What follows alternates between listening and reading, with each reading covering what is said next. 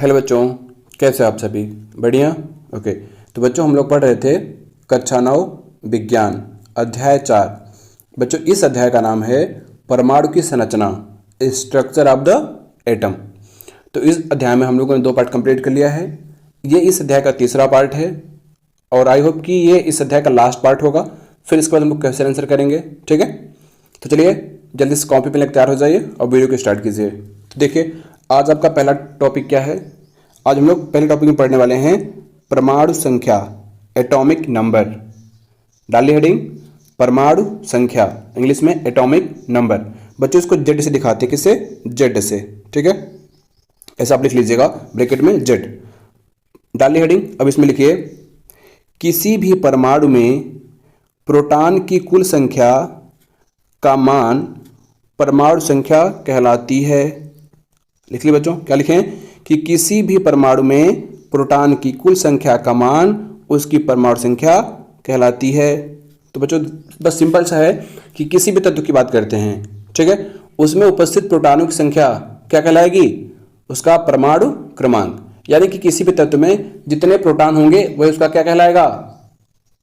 परमाणु क्रमांक, atomic number, ठीक है? जैसे अगर बात करें हाइड्रोजन की तो उसमें 1 प्रोटॉन है तो उसमें उसका कितना हो जाएगा? परमाणु क्रमांक 1। अगर किसी में 10 है तो उसका कितना हो जाएगा? 10, ठीक है? समझ गए? चलिए आगे लिखिएगा पॉइंट करके कि परमाणु संख्या किसी भी परमाणु का परिचायक होता है। बच्चों इसका मतलब क्या हुआ कि जो परमाणु संख्या है वो क्या करता है? उसका परिचय देता है कि ये किस ब्लॉक का होगा, किस ग्रुप का होगा। तो सारा परिचय कौन देता है? उसका परमाणु संख्या, ठीक है? आगे लिखिएगा इसमें बदलाव किसी भी परमाणु के स्वरूप को बदल देता है। बच्चों अगर कभी परमाणु संख्या कम या ज्यादा हो गई तो परमाणु का स्वरूप ही बदल जाएगा, पूरा स्ट्रक्चर ही बदल जाएगा, ठीक है? चलिए पहला लिखिए। दूसरा लिखिएगा परमाणु संख्या जेड द्वारा प्रदर्शित की जाती है। मेरे बच्चे बताते हैं यहाँ पे ना कैसे लिखते हैं इसको? जेड से। तो देखिए यहाँ जेड बराबर क्या है बच्चों? एनपी। बच्चों ये एनपी क्या है? एनपी है नंबर ऑफ प्रोटॉन। क्या है बच्चों? नंबर ऑफ प्रोटॉन, यानी कि प्रोटॉनों की संख्या। प्रोटॉन की संख्या क्या दिखाती है बच्चों? जेड को, ठीक है? और जेड क्या है? एटॉमिक नंबर, परमाणु क्रमांक या परमाणु संख्या, एक ही बात है। क्रमांक कहें या संख्या कहें कोई दिक्कत नहीं, ठीक है? दोनों एक ही है। समझ गए आप लोग? तो ये क्या है? जेड, ये है आपका प्रोटॉन की संख्या, ये एनपी, और जेड क्या है? Atomic number. दोनों इक्वल हैं, ठीक है? चलिए अगला पॉइंट लिखिएगा तीसरा इसमें कि किसी भी अनावेशित। बच्चों अनावेशित का मतलब क्या होता है?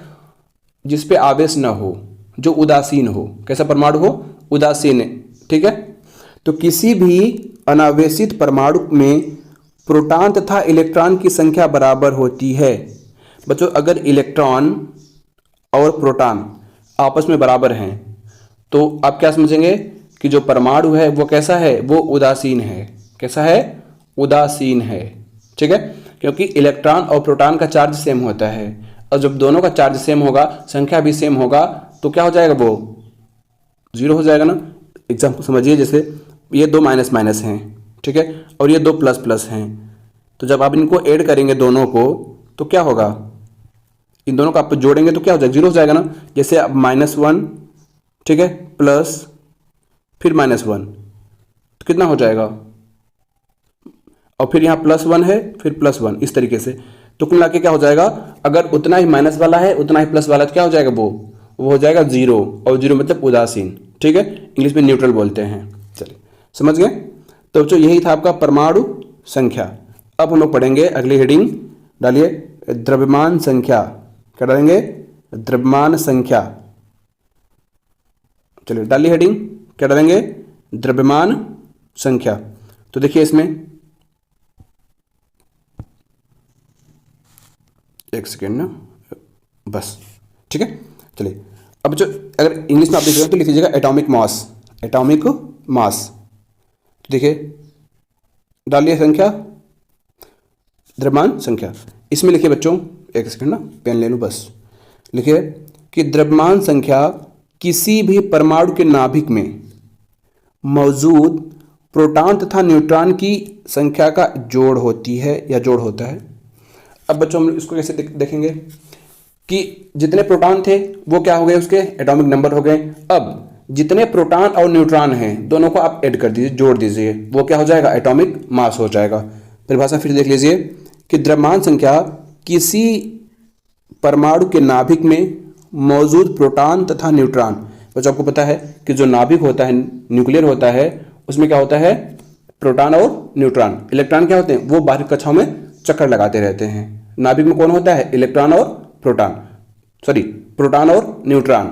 वही कह रहा है कि प्रोटॉन और न्यूट्रॉन की संख्या का जोड़ क्या कहलाता है बच्चों, द्रव्यमान संख्या, एटॉमिक मास। ठीक है, इसको ए से दिखाते हैं, किससे, ए से, कैपिटल ए लिख लीजिएगा, इसको कैपिटल ए से दिखाते हैं। ठीक है, तो देखिए इसमें लिखेगा कि द्रव्यमान संख्या को, जो को लिखा हुआ है, ठीक है, ए द्वारा प्रदर्शित किया जाता है, किससे, ए फॉर एटॉमिक मास। ठीक है, अगर जेड आ जाएगा तो एटॉमिक नंबर। ठीक है, देखिए ए बराबर क्या हो जाएगा बच्चों, एनपी क्या है, number of proton plus N. बच्चों ये जो कैपिटल एन है यहाँ पे, ये आपको न्यूट्रॉन को प्रेजेंट कर रहा है। ठीक है, किसको, न्यूट्रॉन को। तो कह रहा है number of proton and number of neutron equal to क्या हो जाएगा, एटॉमिक मास। ठीक है, देखिए प्रोटॉन संख्या ये है और ये क्या है, न्यूट्रॉन संख्या, और ये क्या है आपका, द्रव्यमान संख्या। ठीक है, समझ में आ गया। द्रव्यमान संख्या क्या होती है, एक बार फिर मैं बता दे रहा हूं कि किसी भी तत्व में जितने प्रोटॉन होंगे वो उसका क्या कहलाएगा, एटॉमिक नंबर। और किसी भी परमाणु के नाभिक में जितने भी प्रोटॉन और न्यूट्रॉन होंगे उनको जोड़ दीजिए, और जोड़ने की जो संख्या आएगा वही क्या कहलाएगा, द्रव्यमान संख्या। ठीक है, समझ में आ गया। अभी एग्जाम्पल करेंगे हम लोग, सब क्लियर हो जाएगा। ठीक है, क्वेश्चन करेंगे, सब कुछ करेंगे, क्लियर हो जाएगा। ठीक है, कुछ भी नहीं छोड़ने वाले हम लोग। तो देखिए अब डालिएगा हेडिंग, परमाणु का प्रस्तुतिकरण। क्या डालेंगे, परमाणु का प्रस्तुतिकरण, यानी कि परमाणु को कैसे रिप्रेजेंट करते हैं, कैसे दिखाते हैं परमाणु को हम लोग। ठीक है, तो डालिए हेडिंग जल्दी से, मैं ऊपर तब तक कर ले रहा हूं। डालिए हेडिंग बच्चों आप लोगों ने, परमाणु का प्रस्तुतिकरण। देखिए इसमें तो परमाणु को हम लोग दो तरीके से दिखाते हैं। ठीक है, तो उसमें दो चीज़ें जरूरी होती हैं। पहला कि द्रव्यमान संख्या, अभी बताएं तो क्या होता है, ए, परमाणु संख्या, एटॉमिक नंबर, जेड। इन दोनों को मिलाकर क्या बनता है बच्चों, आपका ई क्या है, ई एलिमेंट है। क्या है, एलिमेंट, तत्व का प्रतीक। ठीक है, अब जैसे आपका अगर क्लोरीन है तो उसका Cl होगा। ठीक है, एक सेकेंड, अगर क्लोरीन है तो उसका Cl होगा। ठीक है, ये Cl क्या है, यही ई है। ठीक है, यही प्रतीक है हमारा। अगर हाइड्रोजन की बात करें तो H, यही क्या है, ई है। ये किसका ई है, हाइड्रोजन का है। इस तरीके से। ठीक है, तो उसमें क्या होता है, एक होता है द्रव्यमान संख्या, एक होता है परमाणु संख्या। अब देखिए सिर्फ ऐसे ही नहीं, ये तो प्रतीक बस है ना। अभी इसको देखिए कैसे रिप्रेजेंट करेंगे पूरा। ये तो क्या बस दिखा रहा है, किसको, क्लोरीन को दिखा रहा है, क्लोरीन परमाणु को नहीं दिखा रहा है। ठीक है, तो चलिए अब आगे देखिएगा आप, कुछ इस तरीके से एग्जाम्पल देखिए कि कैसे रिप्रेजेंट करेंगे हम लोग। अब ध्यान समझिए इसको, एग्जाम्पल लिखिए। तो ये है आपका, देखिए ये कुछ ऐसे लिखा हुआ है, Al लिखा हुआ है। ठीक है, और यहाँ पे लिखा है 13 और यहाँ पे लिखा है 27, इस तरीके से। ठीक है, अब देखिए ये क्या है, ये क्या है, ये क्या है और ये क्या है। तो ध्यान समझिए, ये आपका है क्या, ए बोले तो एटॉमिक नंबर। ये क्या है, सॉरी एटॉमिक मास। ये क्या है, जेड बोले तो एटॉमिक मास। ये क्या है, ये आपका एलिमेंट है। क्या है, एलिमेंट। ठीक है, अब समझिए इसको कैसे दिखा रहे हैं। देखिए कि ये, अब ध्यान दीजिए यहाँ पे, ठीक है ना, ये चीज़ कि एल्युमिनियम के एक परमाणु की संख्या जेड कितना होती है, 13। अभी 13 क्या दिखा रहा है बच्चों, कि इसमें कितने प्रोटॉन हैं, 13। अगर किसी का परमाणु क्रमांक जितना है तो समझ लीजिए कि उसका उसमें उतने ही प्रोटॉन हैं। किसी का 100 है तो उसमें 100 प्रोटॉन ही होंगे। ठीक है, एक परमाणु में कितने प्रोटॉन होंगे, 100। तो देखिए ये क्या है, Np, number of proton. Al की द्रव्यमान संख्या क्या हो जाएगी बच्चों।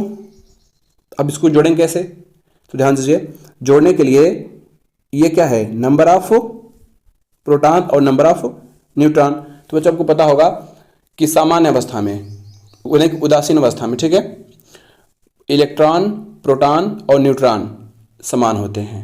ठीक है, तो देखिए यहाँ पे क्या कर रहा है, कि उतने ही प्रोटॉन उतने ही न्यूट्रॉन दोनों के आपस में समान हैं।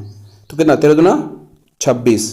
तो देखिए यहाँ दिखा गया है Al, ये होगा 13 क्या है एटॉमिक नंबर, और ये 26 यहाँ आ रहा है और यहाँ पर 27 दिखाया गया है। तो बच्चों ये कैसे होता है कि यहाँ पर ज़्यादा कैसे आ गया, तो इसका औसत द्रव्यमान निकाला जाता है। ठीक है, अब औसत द्रव्यमान कैसे निकालते हैं वो हम आपको आगे बता रहे हैं। ठीक है, थोड़ा सा हम हिंट दे रहे हैं कि औसत द्रव्यमान कैसे निकालते हैं, कि जितने भी उसके समस्थानिक होते हैं, ठीक है, किसी भी तत्व के जो समस्थानिक होते हैं उनको जोड़ करके औसत द्रव्यमान निकाला जाता है। ठीक है, चलिए, तो लगभग यही होता है, ये जो होता है यही आपका क्या द्रव्यमान संख्या होता है। ठीक है, किसी का थोड़ा कम होता है, किसी का ज़्यादा, जिसमें समस्थानिक होते हैं उसका कम ज़्यादा हो जाता है। ठीक है, चलिए अब एग्जाम्पल समझिए बच्चों। यहाँ पे ये देखिए एक प्रश्न है, प्रश्न क्या कह रहा है कि निम्नलिखित परमाणु में प्रोटॉन, इलेक्ट्रॉन और न्यूट्रॉन की संख्या ज्ञात कीजिए। ये 1 और ये 2, इसमें पूछ रहा है आपके पास कि बताइए जो ये क्लोरीन है, ठीक है, इसमें कितने इलेक्ट्रॉन, कितने प्रोटॉन, कितने न्यूट्रॉन हैं। उसी प्रकार से जो आपका ये मैग्नीशियम है, सॉरी एम है बच्चों, जो यहाँ पे Mg होना, एक मिनट, सोडियम है यहाँ पे, ठीक है, सॉरी कितना है सोडियम, Na लिखा हुआ है, वो मिस प्रिंट है। ठीक है, तो ये सोडियम आपका है। ठीक है, तो ये करा है 11 और 23, तो इसमें बताइए कितने इलेक्ट्रॉन, कितने प्रोटॉन, कितने न्यूट्रॉन हैं। तो ये ध्यान समझिए, पहला वाला ये दोबारा से दे दिया, इसको में ध्यान दीजिए। ये देखिए आंसर, तो अभी मैंने आपको बताया है कि जितना परमाणु क्रमांक उतने क्या हो जाएंगे प्रोटॉन। तो थोड़ा एक सेकंड ना, बस यहाँ पे देखिए मैंने क्या बताया है कि जितने प्रोटॉन उतने क्या होंगे परमाणु संख्या, और उसके अलावा देखिए कि जितने इलेक्ट्रॉन उतने ही प्रोटॉन। इलेक्ट्रॉन और प्रोटॉन हमेशा बराबर होते हैं। ठीक है, सामान्य अवस्था की बात कर रहे हैं, जब वो अनावेशित होता है, आवेशित नहीं, जब वो अनावेशित होता है, उदासीन होता है, तब इलेक्ट्रॉन और प्रोटॉन क्या होते हैं बराबर होते हैं, जितना इलेक्ट्रॉन उतना ही प्रोटॉन। तो ध्यान समझिए यहाँ पे कि Cl आवेश रहित है, देखिए इस पर कोई आवेश नहीं है ना। देखिए अगर आवेश होगा तो इस तरीके से प्लस होगा, या तो हो सकता है ऑक्सीजन माइनस हो सकता है इस तरीके से, ठीक है, या अमोनिया हो सकते हैं, इस पर हो सकता है माइनस इस तरीके से। तो हम लोग इसको नहीं देखेंगे, हम लोग इसको देखेंगे जब वो उदासीन होगा, उस पर कोई आवेश नहीं होगा। देखिए यहाँ पे Cl पे कोई आवेश है नहीं है ना, इस पर भी आवेश हो सकता है, इससे Cl नेगेटिव हो सकता है, पर यहाँ पे नहीं है, तो हम लोग इसको नहीं देखेंगे। हम लोग इसको नहीं देखना है, किसको देखना है, इसको। ये कैसा है, आवेश रहित है। तो जब आवेश रहित है तो इलेक्ट्रॉन और प्रोटॉन क्या होंगे आपस में बराबर होंगे। कैसे होंगे, बराबर होंगे। ठीक है, तो देखिए ध्यान से, Na number of electron, Np number of proton, तो कितना हो जाएगा ये क्या है, यही तो है Z, और ये किसके बराबर है 17 के। तो कितने इलेक्ट्रॉन होंगे 17, कितने प्रोटॉन 17, इलेक्ट्रॉन प्रोटॉन कितने होंगे 17। बचा क्या है न्यूट्रॉन। तो न्यूट्रॉन कैसे निकालेंगे, तो बच्चों आपको पता है, एक सेकंड, कि अभी हम लोग क्या लगाए थे कि एक सेकंड, क्या स्मॉल रहेगा, ठीक है, Np प्लस Nn, ये फॉर्मूला लगाए थे किसके लिए, ए के लिए। तो अब देखिए, अब इसको हम लोग निकालना क्या है न्यूट्रॉन ना, कि न्यूट्रॉन कितने हैं। तो देखिए ए का मान कितना दिया हुआ है 35, तो 35 रख दीजिए, बराबर Np कितना है बच्चों 17, कितना है 17, ठीक है, प्लस Nn निकालना है, न्यूट्रॉन निकालना है। ठीक है, तो अब क्या करेंगे, तो n बराबर हम लोग लिख सकते हैं क्या, यहाँ पे Nn रहेगा 35, 35 रहेगा ना, 35 माइनस 17, तो कितना बचेगा बताइए, 18 बचेगा ना, कितना बचेगा 18, यानी कि इसमें न्यूट्रॉन कितने होंगे 18। ठीक है, अब देखिए पीडीएफ में ध्यान दीजिएगा कि इलेक्ट्रॉन संख्या कितनी हो गई 17, प्रोटॉन संख्या 17। अब देखिए Al बराबर कितना दिया हुआ है, सॉरी Cl बराबर 35, परमाणु संख्या है, ये एटॉमिक मास है। ठीक है, अब ये फार्मूला अभी पढ़ाए थे ऊपर, हम अभी हल भी करवाएं एक बार। तो अब एक सेकंड ना, चलिए ये फार्मूला भी हल करवाएं हम आपको कि नंबर ऑफ प्रोटॉन और नंबर ऑफ न्यूट्रॉन बराबर क्या होता है, नंबर ऑफ, ये क्या है मास। ठीक है, तो अब ध्यान समझिए कि निकालना क्या है आपको न्यूट्रॉन, प्रोटॉन कितना दिया हुआ है 17। तो देखिए 17 रख दिए, यहाँ पर रख दिए, जब इसको हल करें कितना हो जाएगा 18। नंबर ऑफ न्यूट्रॉन कितना आ गया 18। तो न्यूट्रॉन संख्या कितना आ गया बच्चों 18। तो हम लोग क्या देखें कि Cl में इलेक्ट्रॉन कितने हैं 17 और प्रोटॉन कितने हैं ये भी 17, लेकिन न्यूट्रॉन कितने हैं 18। ठीक है, समझ गए बच्चों। चलिए इस तरीके से आप निकाल लेंगे, ठीक है ना, किसी का भी हो आप ऐसे निकाल लेंगे, किसी भी तत्व का आप इसी तरीके से निकाल सकते हैं बहुत ही आसानी से। ठीक है, चलिए अब अगला हेडिंग डालिएगा, विभिन्न कक्षाओं में, हेडिंग क्या डालेंगे बच्चों, विभिन्न कक्षाओं में इलेक्ट्रॉन का वितरण। अभी जो ये इलेक्ट्रॉन का वितरण है इसको लोग इलेक्ट्रॉनिक विन्यास भी कहते हैं। ठीक है, तो इसको कैसे सीखना है तो ध्यान से समझिएगा इसके लिए कि कैसे करना है आपको, कि मान लीजिए ये जो कक्षा होती है तो किस कक्षा में, इस तरीके से, ठीक है, ऐसे कक्षा हो गया आपकी, तो किस कक्षा में कितने इलेक्ट्रॉन होंगे, वही कह रहा है कि किस जो कक्षाएं होती हैं उनमें इलेक्ट्रॉन का वितरण कैसे होता है, तो वही आपको सीखना है। तो डालिए आप लोग हेडिंग क्या डाले हैं, इलेक्ट्रॉन का वितरण। तो जो देखिए इसके लिए दो नियम है, एक बोरबरी का नियम है, एक आबाउ का नियम है। ठीक है, तो इस वीडियो में हम लोग बोरबरी का नियम सीखने वाले हैं, ठीक है, आबाउ का नहीं। अगर आपको आबाउ सीखना होगा तो आप कमेंट कीजिए, मैं आपको सिखाऊंगा। ठीक है, या इस वीडियो के डिस्क्रिप्शन में एक लिंक दे दूंगा, आप वहां से सीख लीजिएगा। ठीक है, चलिए तो डालिए हेडिंग। अब लिखिए कि विभिन्न कक्षाओं में इलेक्ट्रॉन का वितरण बोरबरी नियम के अनुसार किया जाता है। आबाउ से भी कर सकते हैं। ठीक है, तो इस बुक में हम लोग बोरबरी के बारे में सीखेंगे। तो देखिए अब डालिएगा हेडिंग कि बोरबरी नियम। अब ये नियम क्या है बच्चों, बोरबरी का नियम क्या है, डालिए हेडिंग बोरबरी नियम। चलिए डालिए, लिखिए बच्चों कि इस नियम को निम्नलिखित तरीके से समझा जा सकता है। लिख लिए, डैश कर दीजिएगा। अब इसमें पहला लिखिए, पहला क्या लिखेंगे, पेन चेंज कर लूँ बस, थोड़ा सा हो गया। ठीक है, लिखिए इलेक्ट्रॉन का परमाणु में वितरण 2n²। अब 2n² क्या है मैं अभी बता रहा हूँ, ठीक है, डिटेल्स में, पद्धति द्वारा किया जाता है जहां n, ये जो n है बच्चों, ठीक है, कक्षा की संख्या और 2n² इलेक्ट्रॉन की पूर्ण संख्या को जो किसी भी कक्षा में समावेशित हो सकती हैं उसको दिखा रहा है। अब इस नियम को हम लोग थोड़ा सा इसका पोस्टमार्टम कर लेते हैं। ठीक है, पोस्टमार्टम तो समझ रहे हैं ना एकदम डिटेल्स में। तो देखिए ये जो 2n² है, ठीक है बच्चों, जो ये 2 और n² है, तो यहाँ पे n क्या है, कक्षा की संख्या। जैसे मान लीजिए कि ये एक कक्षा हो गया, ये 2 हो गया, ये 3 हो गया, यहाँ पे नाभिक। ठीक है, तो 3 कक्षा बच्चों, पहली कक्षा, दूसरी कक्षा और ये तीसरी कक्षा। अब आपसे कोई पूछा बताइए पहली कक्षा में कितने इलेक्ट्रॉन हो सकते हैं, अधिकतम कितने इलेक्ट्रॉन हो सकते हैं, तो आप कैसे बताएंगे। देखिए यहाँ पे 2 रखेंगे, n क्या है, पहला है, तो गुणित्ते 1 और 1 का क्या करेंगे, स्क्वायर करेंगे, तो कितना होगा बच्चों बताइए, तो 2 और ये गुणित्ते 1 का स्क्वायर कितना होगा 1, कितना आ गया 2। यानी कि पहली कक्षा में हमेशा कितने इलेक्ट्रॉन आएंगे, अधिकतम 2 इलेक्ट्रॉन। कितने आ गए 2, किस कक्षा में, पहली कक्षा में। फर्स्ट वाली कक्षा में कितने आ गए 2 इलेक्ट्रॉन, इससे ज़्यादा कभी हो नहीं सकते।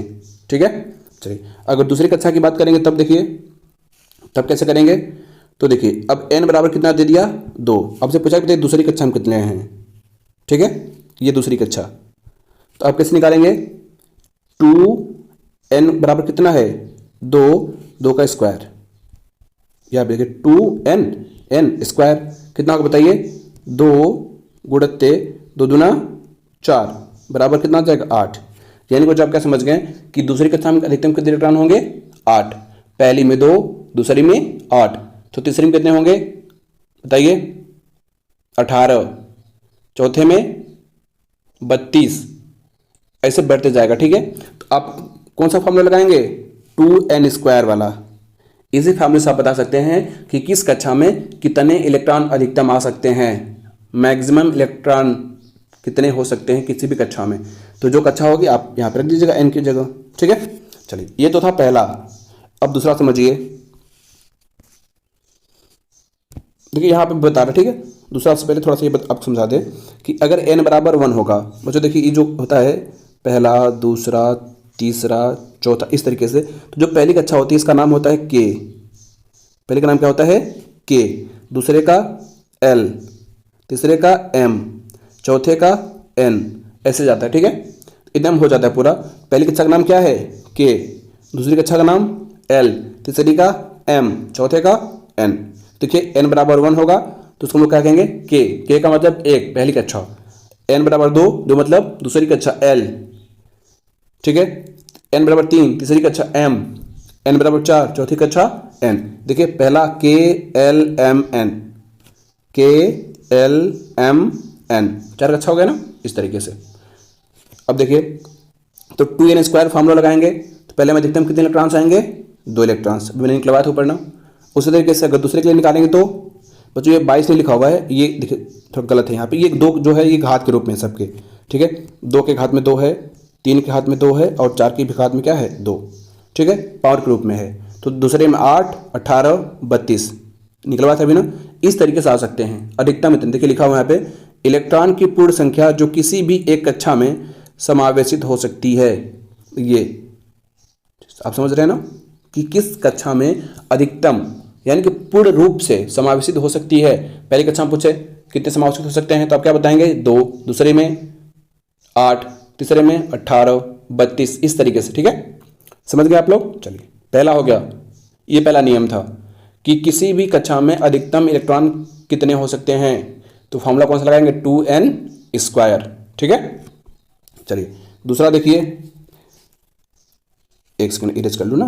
चलिए अब देखिए दूसरा, देखिए बच्चों, किसी परमाणु की आखिरी कक्षा में 8 इलेक्ट्रॉन से ज़्यादा इलेक्ट्रॉन नहीं हो सकते।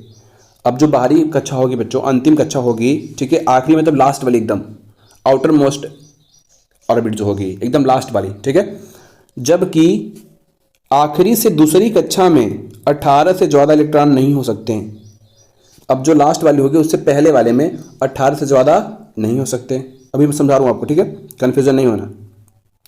उस स्थिति में जब इस कक्षा में 18 से ज़्यादा इलेक्ट्रॉन रखने की क्षमता हो, अब आप समझेंगे कि ये दो नियम क्या है। चलिए देखिए फिर से एक बार समझ लीजिए, लिख लीजिए कि किसी परमाणु की आखिरी कक्षा में 8 इलेक्ट्रॉन से ज़्यादा इलेक्ट्रॉन नहीं हो सकते, जबकि आखिरी कक्षा से दूसरी कक्षा में, जबकि आखिरी कक्षा से दूसरी कक्षा में यानी कि पीछे से दूसरी में, ठीक है, 18 से ज़्यादा इलेक्ट्रॉन नहीं हो सकते। उस स्थिति में जब इस कक्षा में 18 से ज़्यादा इलेक्ट्रॉन रखने की क्षमता हो, मतलब जो लास्ट से जो पहले है अगर उसमें 18 से ज़्यादा रखने की क्षमता है तो जो उसके बाहरी में है उसमें 8 से ज़्यादा नहीं होंगे।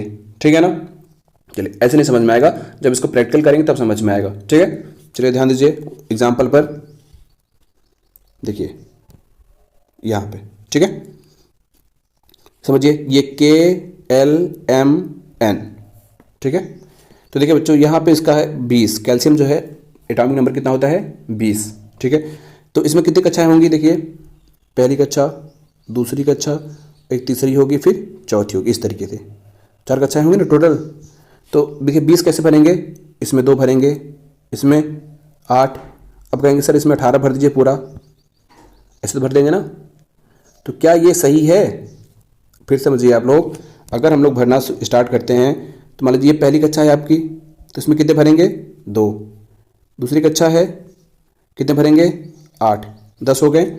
ये तीसरी कक्षा है तो इसमें भी 10 भर देंगे, क्यों, देखिए 8 2 10 और 10 सॉरी 10 10 20, ये तो कंप्लीट हो गया ना।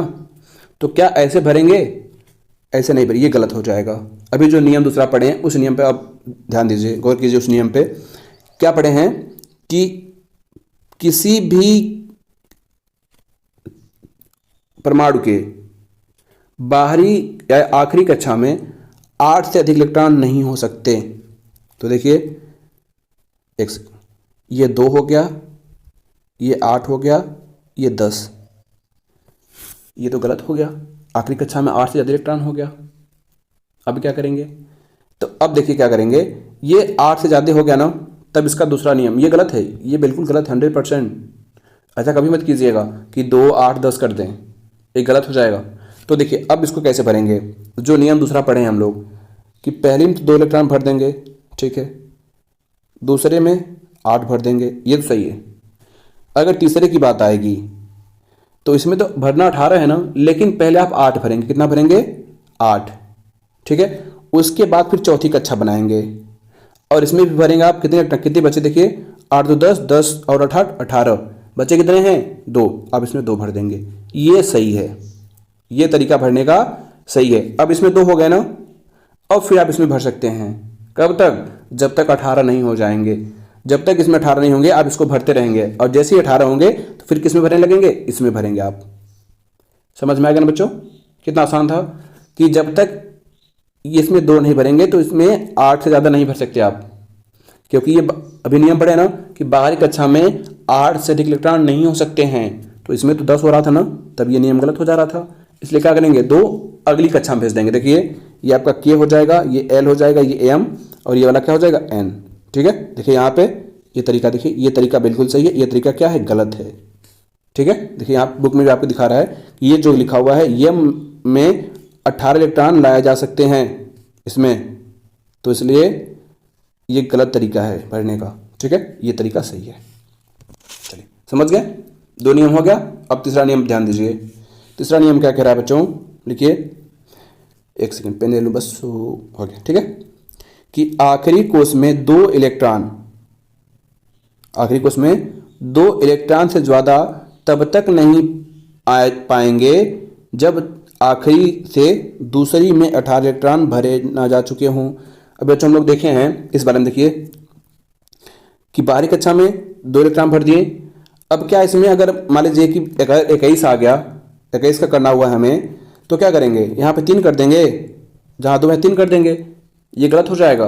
अब क्या करेंगे? अब वही नियम बता रहा है कि अब फिर इसमें हम लोग आएंगे, इसमें वाले में। क्यों? क्योंकि इसमें अधिकतम कितने भर सकते हैं? 18।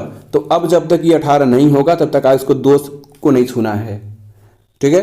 अगर कम होगा तो ठीक है, कोई बात नहीं, कम कर लीजिए इसमें। लेकिन अगर ये कितना हो गया?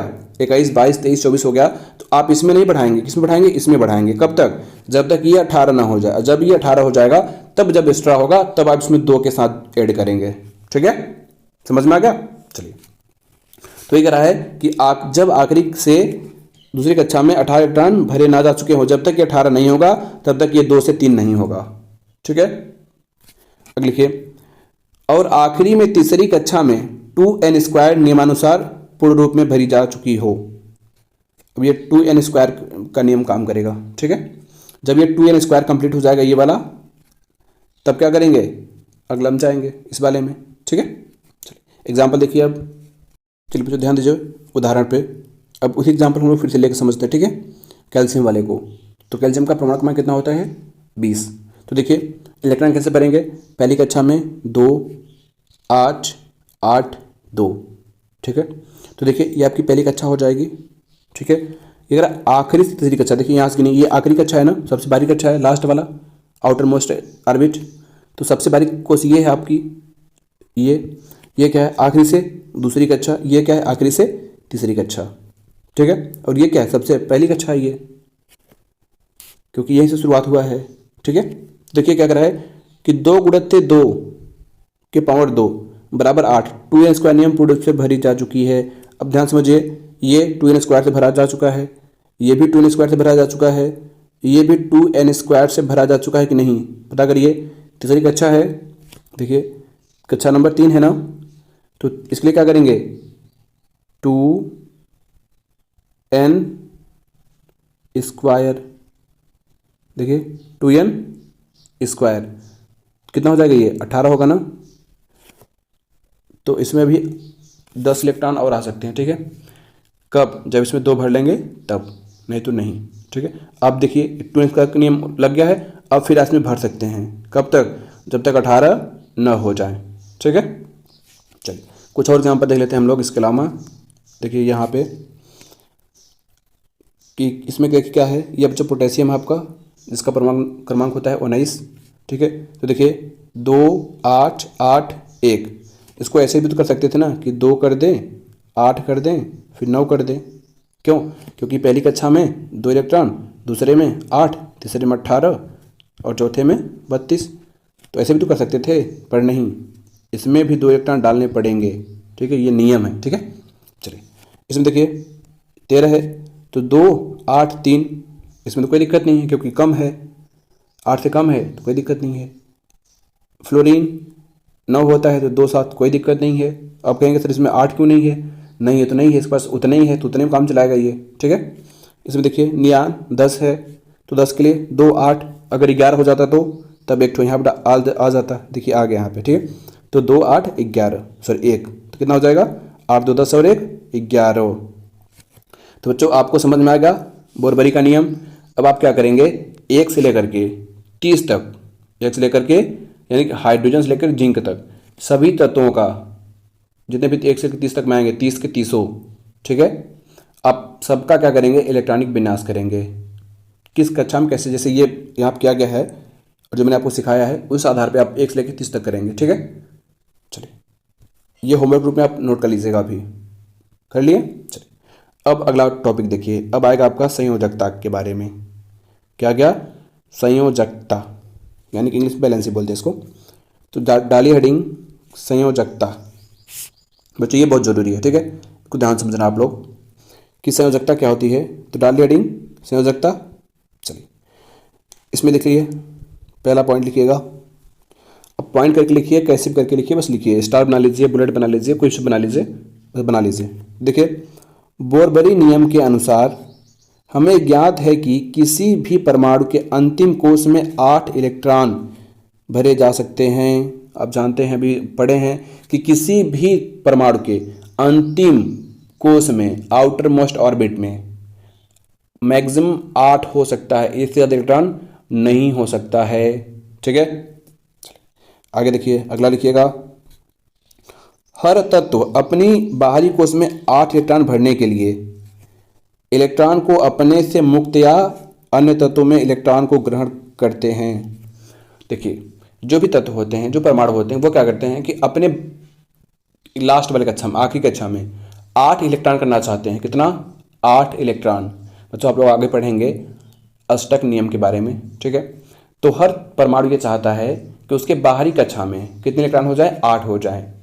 अब वो 8 करने के लिए या तो इलेक्ट्रॉन अगर ज़्यादा होंगे तो वो दे देगा, अगर कम होंगे तो वो ले लेगा। ठीक है, वो किसी भी तरीके से, किसी भी हालत में वो 8 इलेक्ट्रॉन करेगा, लेना पड़े या देना पड़े, उससे उसको कोई फर्क नहीं पड़ता है। ठीक है, लेगा या देगा, लेकिन वो 8 करेगा। ठीक है, हाँ फर्क पड़ेगा, वो माइनस प्लस हो जाएगा, वो बात अलग है, लेकिन उसको 8 करना है तो करना है। ठीक है, समझ गए। चलिए तीसरा पॉइंट लिखिएगा, पॉइंट कि 8 इलेक्ट्रॉन अपने अंतिम कोश में रखने हेतु जो भी इलेक्ट्रॉन कोई तत्व लेता है या देता है, लेगा तो देगा, दो में से तो करना पड़ेगा, क्योंकि बिना लिए दिए तो काम चलेगा नहीं किसी का। तो ऐसे ये भी करते हैं। ठीक है, इलेक्ट्रॉन की इस संख्या को लेन देन में उपयोग होती है, उसे संयोजकता कहते हैं। तो बच्चों देखिए तीनों को हम लोग समझने के बाद समझ में आ गया कि संयोजकता क्या होती है। कि कोई भी तत्व क्या चाहता है कि उसके लास्ट कोष्ठ में कितने ऑर्बिट इलेक्ट्रॉन हो जाए, 8।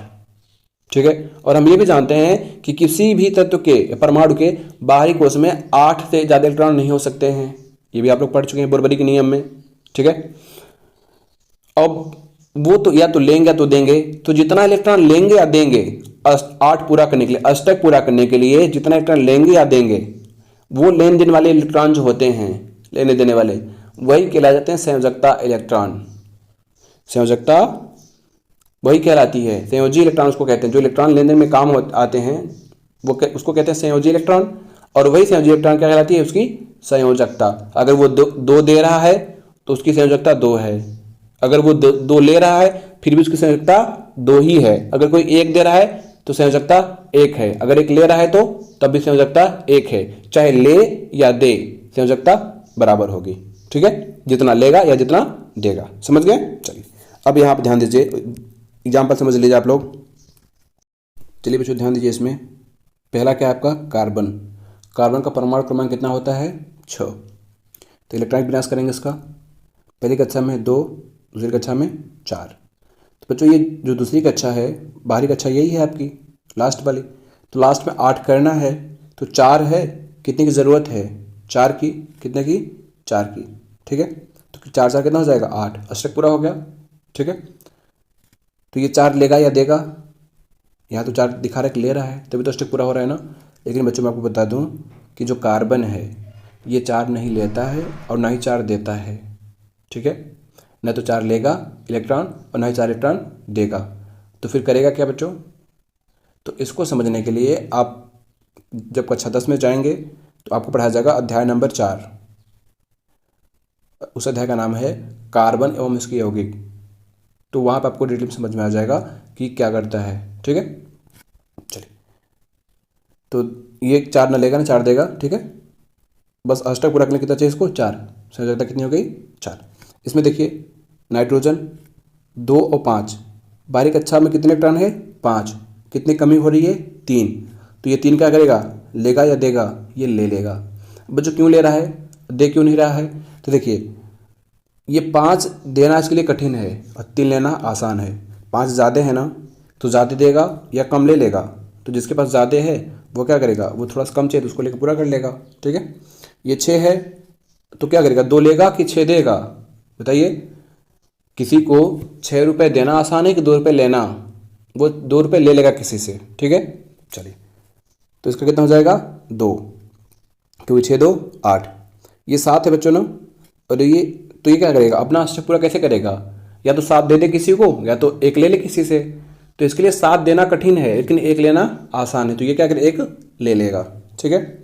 इसमें देखिए 2 8, 8 तो ऑलरेडी है, तो जब इसमें ऑलरेडी 8 पड़ा है पहले से तो न किसी से लेगा न किसी से देगा, ठीक है। किसी से कोई मतलब नहीं, देखिए 0, न लेगा न देगा।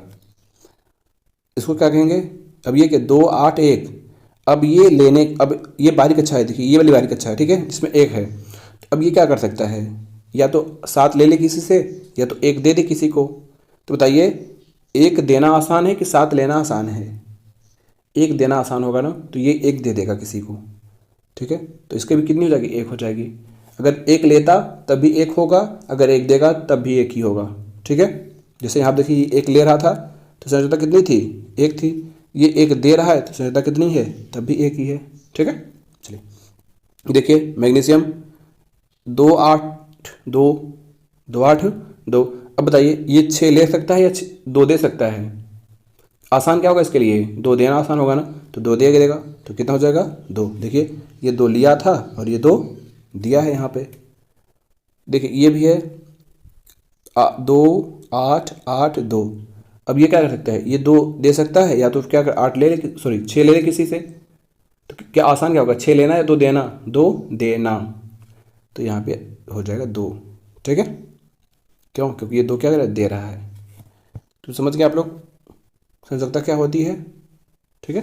चलिए इसमें जो इसके अलावा अगर आप बुक लिए हों तो पेज नंबर 58 खोल लीजिए, ठीक है, उसमें आपको ढेर सारे एग्जाम्पल मिल जाएंगे, आप उसको कर लीजिएगा, ठीक है। चलिए अब अगला पॉइंट हम पढ़ते हैं, अगला टॉपिक देखिए। हाँ इसमें थोड़ा सा अब और ध्यान दीजिएगा इस बात को, देखिए यहाँ आप लिखिए, पॉइंट करके लिखिएगा नोट करके। हल्के तत्व जैसे hydrogen, helium, lithium, beryllium, boron, ये तीनों ध्यान समझिए, हाइड्रोजन, हीलियम, लिथियम, बेरिलियम और बोरान, ये जो हैं पूरे के पूरे इतने 1 2 3 4 5 के 5 अपने अंतिम कोश में 2 इलेक्ट्रॉन भरते हैं।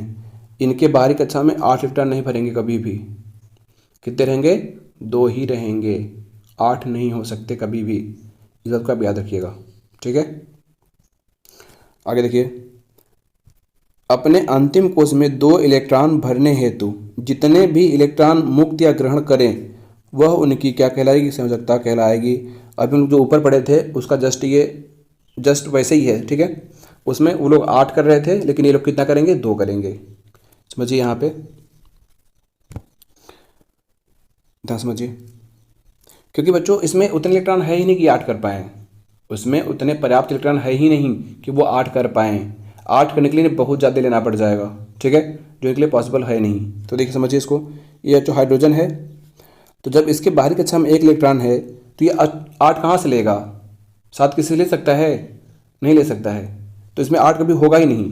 क्यों, क्योंकि पहली कक्षा में मैंने आपको बताया है कि 2 ही इलेक्ट्रॉन हो सकते हैं ना, इसमें तो 1 कक्षा ही होती है, तो 8 कहाँ से होंगे, नहीं होंगे ना।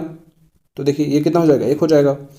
हीलियम देखिए 2, तो इसमें क्या ये 2 लेगा या देगा, न तो 2 लेगा ना तो देगा। क्यों, क्योंकि दूसरी कक्षा में देखते हैं हम कितने इलेक्ट्रॉन आते हैं 2, तो कक्षा तो पूरा हो गया ना, तो न लेगा ना देगा। लिथियम 3 है, जो क्या है 3 है, तो क्या बाहरी में 7 लेगा, ये नहीं, ये बस 1 दे देगा इसको, तो 1 देगा तो क्या हो जाएगा +1, 1 लिया 1 दिया, बात ही की है। ठीक है, देखिए ये देखिए बेरिलियम देखिए 2 है, तो ये क्या 6 लेगा, नहीं, पॉसिबल ही नहीं है। ठीक है, तो क्या करेगा ये 2 इलेक्ट्रॉन दे देगा, तो कितना देखिए बचेगा, कितना 2 ही बचेगा ना, इस तरीके से। ये देखिए ये क्या करेगा, बोरान जो है आपका 3 2 5 हो जाएगा, तो ये बाहरी कक्षा में इलेक्ट्रॉन है 3, ये देखिए ये सब में देखिए 2 2 पूरा है। ठीक है, ये 1 लेकर 2 पूरा कर लेगा। ठीक है, हाइड्रोजन 1 लेता भी है 1 देता भी है। ठीक है, अलग अलग कंडीशन में अलग अलग होता है। ठीक है, चलिए तो समझ गए आप लोग, जो ये पांचों हैं ये क्या करते हैं, अपनी बाहरी कक्षा में कितने इलेक्ट्रॉन करते हैं, 2 इलेक्ट्रॉन करते हैं। ठीक है, समझ गए। अब आगे देखिएगा बच्चों, अगर वीडियो की स्पीड तेज़ हो तो आप अपने अनुसार व्यवस्थित कर लीजिएगा। ठीक है, फास्ट कर लीजिए या स्लो कर लीजिए, जैसा आप लोग ठीक समझे अपने हिसाब से कर लीजिए। ठीक है, चलिए अब अगली हेडिंग डालिएगा आप लोग, 1 सेकंड पेन ले लो बस। चलिए हेडिंग क्या डालेंगे, समस्थानिक। क्या डालेंगे, समस्थानिक। इंग्लिश में बच्चों बोलेंगे आइसोटोप्स, आइसोटोप्स। डालिए हेडिंग। चलिए लिखिए कि एक ही तत्व के ऐसे परमाणु जिनके परमाणु संख्या बराबर हो पर द्रव्यमान संख्या भिन्न हो, ऐसे परमाणु समस्थानिक कहलाए जाते हैं। तो समझ में आ गया कि क्या बराबर होना चाहिए, परमाणु संख्या बराबर हो, एटॉमिक नंबर परमाणु क्रमांक बराबर हो, परंतु द्रव्यमान संख्या एटॉमिक मास क्या हो, अलग अलग हो, उसको हम लोग क्या कहेंगे, समस्थानिक, आइसोटोप्स। एग्जाम्पल समझिए, परमाणु क्रमांक समान हो तो समस्थानिक। देखिए समस्थानिक, स्थान समान हो, समस्थानिक समान स्थान। ठीक है ना, आइसोटोप्स। एग्जाम्पल देखिए, क्लोरीन के 2 समस्थानिक होते हैं जिनकी द्रव्यमान संख्या 35 और 37 होती है। देखिए द्रव्यमान संख्या अलग अलग है ना, एक का 37 है, एक का 35 है और एक का 37 है, अलग अलग है ना। लेकिन दोनों क्या हैं, क्लोरीन है, तो दोनों का परमाणु क्रमांक तो एक ही होगा ना, 17। तो देखिए 17 Cl35, ये क्या है, क्लोरीन का एक परमाणु है। ठीक है, ये भी क्या है, क्लोरीन का एक परमाणु है। तो लेकिन यहाँ देखिए परमाणु क्रमांक देखिए दोनों का क्या है, समान है, और दोनों एक ही तत्व है, क्लोरीन है, दोनों एक ही तत्व है क्लोरीन, लेकिन दोनों का द्रव्यमान संख्या देखिए क्या समान है, नहीं है ना। तो क्या हो जाएगा, यही हो जाएगा आपका समस्थानिक। देखिए परिभाषा देखिए, एक ही तत्व क्लोरीन एक ही तत्व है, ऐसे परमाणु जिनके परमाणु संख्या 17 बराबर हो पर द्रव्यमान संख्या 35 37 भिन्न है, क्या कहलाएंगे, समस्थानिक। ठीक है, समझ में आ गया ना। चलिए अब लिखिएगा बच्चों उपयोग, समस्थानिक के उपयोग। ठीक है, समस्थानिक नहीं, हम लोग इसके जो भी समस्थानिक होते हैं उसका उपयोग देख लिए, उपयोग कहाँ होता है। पहला लिखिएगा इसमें यूरेनियम, जो यूरेनियम एक तत्व है वो आपका जब 90 प्लस जाएंगे 92 ऊपर, ठीक है, जिसका परमाणु क्रमांक यू होता है, वो आपको वहाँ पे मिलेगा। ठीक है, तो यूरेनियम समस्थानिक का उपयोग परमाणु संयंत्र में ईंधन के तौर पर किया जाता है। जो ईंधन होते हैं फ्यूल होते हैं ना, जो आपके रिएक्टर होते हैं वहाँ पे इसका इस्तेमाल किया जाता है। ठीक है, किसका, यूरेनियम का, ईंधन के रूप में। चलिए कोबाल्ट कहाँ मिलेगा आपको, 28 नंबर। ठीक है, CO इसका सिंबल होता है। समस्थानिक कैंसर के उपचार में उपयोग किया जाता है। तो आप समझ गए, जो कोबाल्ट होता है इसका उपयोग कहाँ होता है, कैंसर आप जानते हैं ना, कैंसर कई टाइप के होते हैं। ठीक है, तो उसके ट्रीटमेंट में इस्तेमाल किया जाता है, किसका, कोबाल्ट के समस्थानिक का।